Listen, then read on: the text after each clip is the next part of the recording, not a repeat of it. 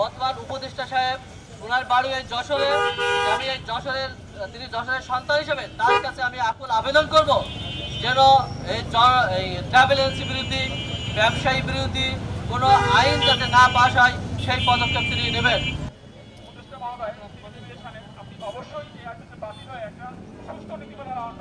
Civil করে ফেরার সাধারণ আইন আছে, কিন্তু আপনি এই সারা বাংলাদেশে যত প্রকার এজেন্সি আছে সবাই কিন্তু একদম রুট লেভেলের ভিসা দেয়।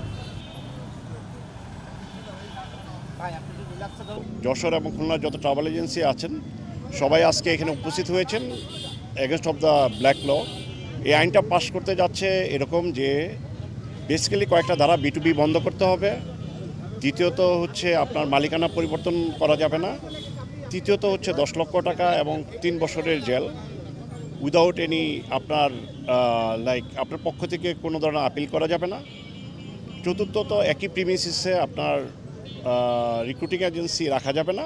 তো এই আইনগুলির বিপক্ষেই আমাদের অবস্থান। আমাদের দাবি হচ্ছে এই অন্তর্বর্তীকালীন সময়ে কোনো অধ্যাদেশ আমরা চাই না, যেহেতু বিদ্যমান আইন ট্রাভেল এজেন্সি নিবন্ধন ও নিয়ন্ত্রণ আইন 2013 এবং ট্রাভেল এজেন্সি নিবন্ধন ও নিয়ন্ত্রণ আইন 2021 বিদ্যমান রয়েছে। ওইখানে সব কয়টা বিষয় স্পেসিফাই করা আছে। আমরা একটা আইনের আওতায় আছি। আমরা এই অন্তর্বর্তীকালীন সময়ে কোনো অধ্যাদেশ চাই না। যদি কোনো সংযোজন সন্নিবেশন করতে হয় সেই ক্ষেত্রে নির্বাচিত সরকারের আমলে জাতীয় সংসদের মাধ্যমে সুন্দর একটা আইন বিডিংয়ের মাধ্যমে করা হোক।